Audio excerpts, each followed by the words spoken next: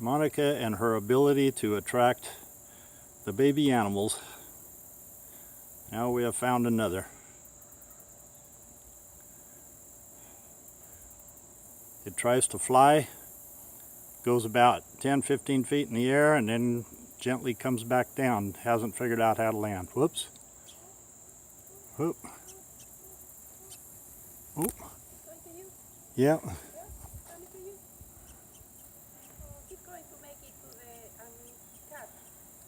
He's trying to figure out how to... Oh, there you go. He has a problem with the eyes, sweetie. Something has bitten or something because his eyes...